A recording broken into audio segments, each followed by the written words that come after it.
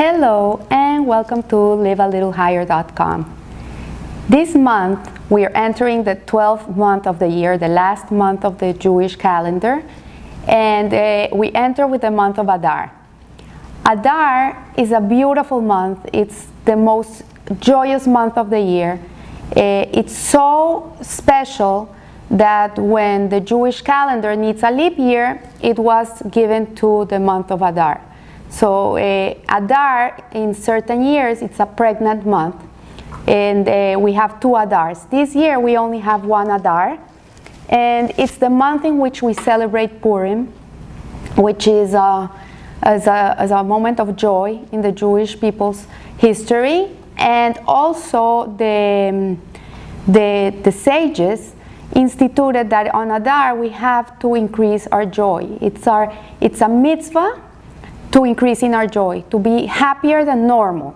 We have to be really upbeat, in a good mood, with happy thoughts, with happy feelings. And it's not a choice, really. It's really a commandment of the Torah. We have to really make an effort to be happy. And the sages teach also that happiness breaks all barriers in life. Joy is the key to break any bad decrees that are on us. Joy really helps us get free, redeem ourselves from all the constrictions of life. So we have to increase in our joy. We have to work on being happy. And also it's interesting because joy redeems ourselves. It breaks barriers. And this month is the last month of the year, and then we start with Nisan, which is the first month of the year, which is the month in which the Jewish people were liberated from Egypt.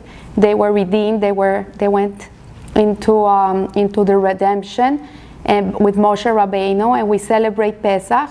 So from this concept, we learn that the end is wedged in the beginning. Like the last month of the year is super joyous, and the first month of the year is also super joyous. Like we have to really get into that mood.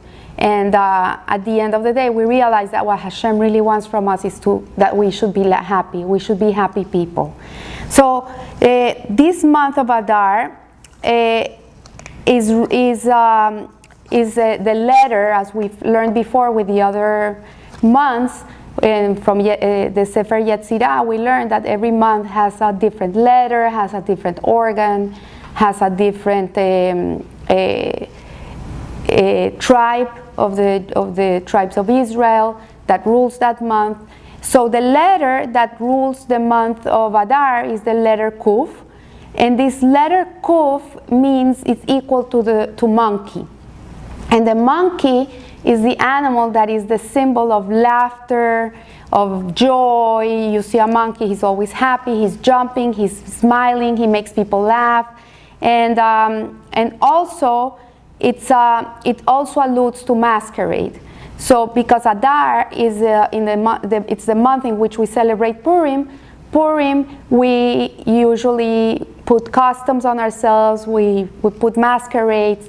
And this is done because in the story of Esther, Megillat Esther, we see that the name of Hashem is nowhere to be seen. Like when you read Megillat Esther, you don't see the name of God anywhere. And this doesn't mean that God is not there. What it means is that Hashem is hiding. He's hiding in the story. And why does he do this? This is a new era in which we enter, because before that we would see the miracles of God everywhere, and they were revealed and open when the temples existed in the times of the desert. So you could see Hashem, you could see the manna was falling from the heavens, there was a Miriam's well for the water, there were miracles all around us. And Purim shows us a different type of approach to life in which Hashem is hiding from us in nature, but it's the same transcendent God, and our job in this world really is to reveal Him. It's not that He's not there, He's there. We just have to take the mask away and we'll just see Him. So this comes with the concept of Hashgacha Pratis, which in my class of Living Happy, I discuss a lot at length. This concept of divine intervention is fundamental in developing our joy in life, in which we really believe, not only believe, we know that Hashem is part of our life, that He's there for us all the time, 24/7, and He's not it's not a being that created the world and went away and just left the world as it is, and you fend for yourself. And this is what many people feel and think. But the reality is that our sages teach, and the Kabbalah and the Jewish mysticism, what they teach us is that Hashem is very much involved in our daily lives. We just have to open our hearts and our minds and see Him in everything, in a child, in when you have a baby, the miracle of having a baby, watching his toenails, watching his fingers, looking how perfection. Whenever we are able to recognize Hashem in everything, in nature especially, when you meditate and you're sitting and watching at the ocean and you're looking at the beauty of it and the strength and how big it is and how incredible it is that the waves go and they come, and you meditate on these concepts, then you will be able to internalize that part of you which is also hidden. It's not that it's not there. It's not that you have to create it. It's just there. You just have to reveal it inside of you. You just have to tap into that part of you in which you really live with God every minute of your life. And you know He's with you.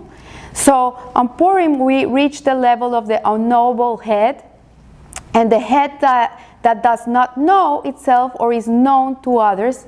And this, what it means is that it's this existential hiddenness from ourselves.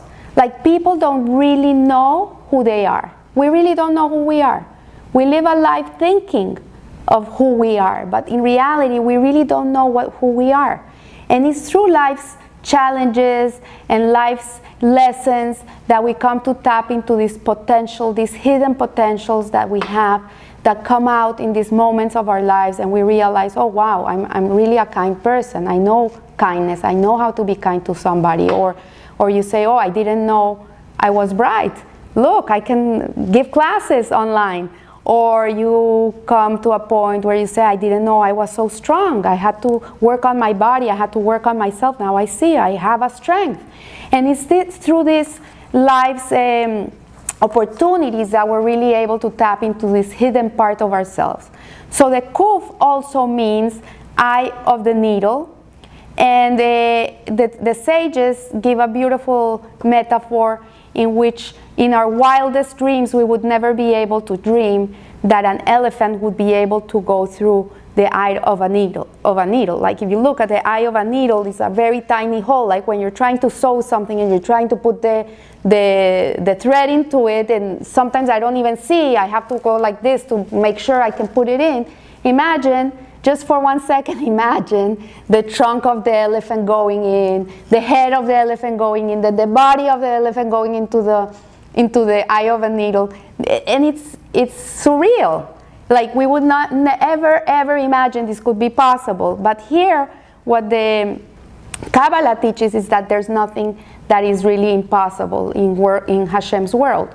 Everything is possible. Like, He parted the sea, He parted the Yam Suf. So nothing is impossible. So the masal of this month is Pisces in Spanish, fish. And the fish are creatures that live underwater. And they represent the concealed reality of the world. What it's telling us is that Hashem, the way He created the world, is everything is here. Like everything that we see in our life, it reveals something about God.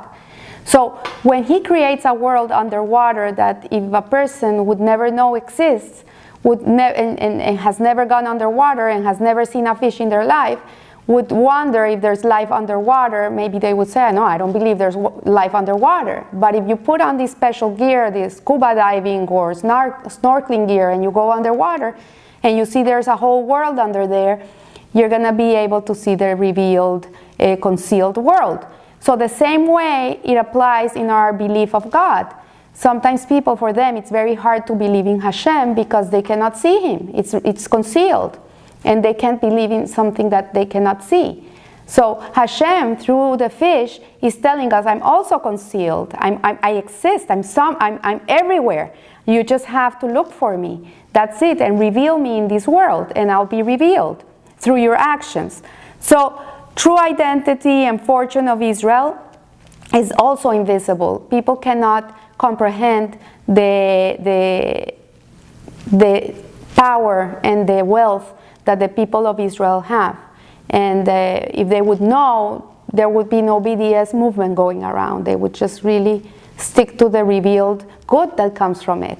So dag is fish, dag, and the word daag represents the tikkun of worry.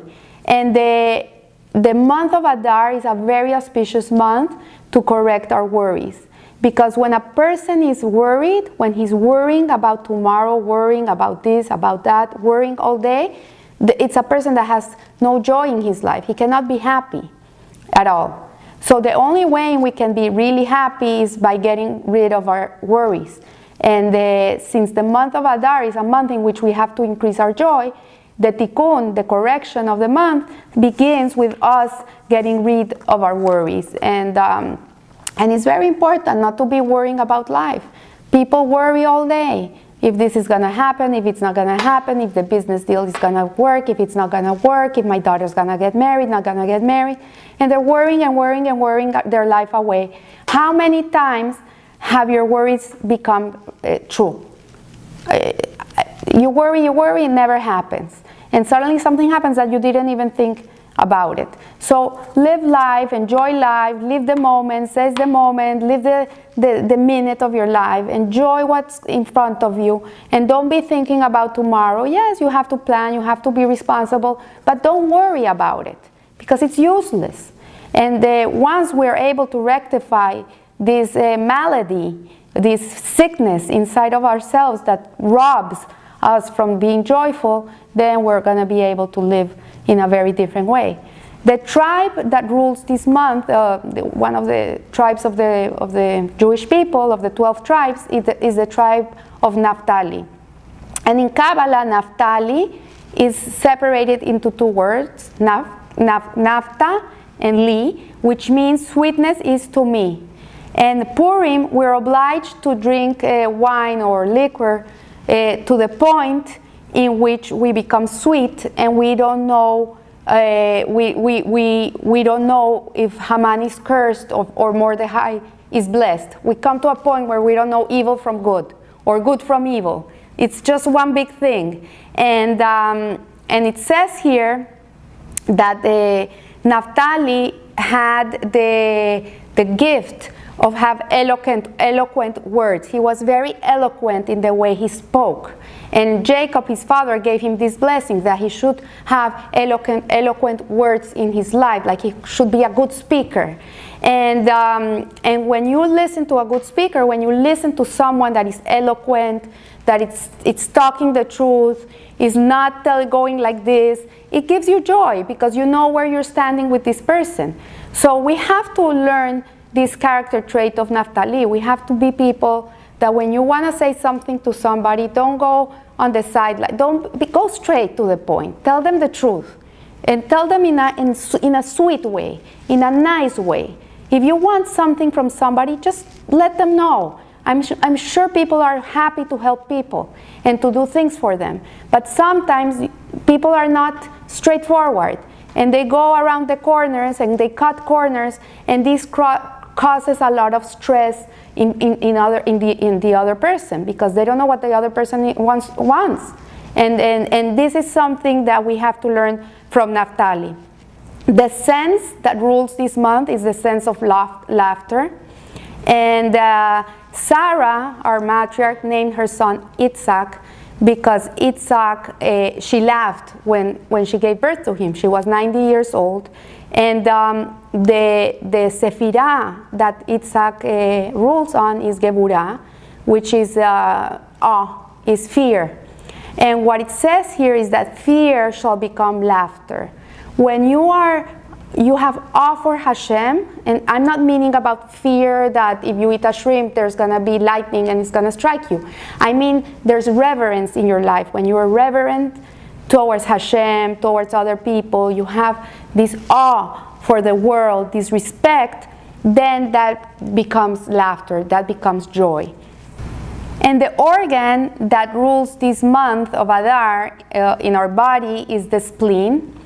And the sages say that the spleen laughs, and it's paradoxically because the spleen is the seat of black humor. And what's black humor? Black humor is the source of our states of melancholy, depression, sadness, negativity, everything that is antithetical to joy, laughter, happiness, well-being. And Adar and Purim is a phenomenon, really, because they represent the hidden and the revealed. Like first in the Megillat Esther, we see how we don't see Hashem anywhere. The God of name is nowhere to be seen. And the Jewish people are left alone, and you feel like this is the end of them. Like really, this bad guy Haman is coming to get them, and by the decree of Ahasuerus, they're gonna be destroyed. And you see desperation, and you don't see like there's a light, and suddenly out of nowhere, everything turns around. Like in a split second, everything turns around for them. And from sadness, we are turned into joy. So we see the hidden, from the hidden to the revealed. And the Marek Shehorah is the wording for black humor. It's very interesting because the word for happy thought is Hirhur Simha. And these two phrases, if you turn the words around, you change from Marek Shehorah to Hirhur Simha. It's the same word, it's the same letters. You just have to put them in different order. And what it's teaching us here is that melancholy, depression, any of these negative states can be turned around just by turning around the letters, and you're going to turn them into happy thoughts. So if you look at my Living Happy classes, you will see the only thing you have to do really is to change the thought process, is to change the way you perceive the world and the way you think. If you're having a situation where you're negative, just turn it around. You can just turn it around. Instead of looking at the bad of the situation, look at the good of the situation. Everything is a double-edged sword. Everything is like a coin. It has two faces. So the only thing you have to do is really click it around, and you're going to change from sadness to joy. So I want to give you Abraham that it should be the month of Adar, a month for good fortune, for joy and prosperity. It should be a month where all your sadness disappears and is transformed into joy. And God willing, this joy should follow you all the rest of the months.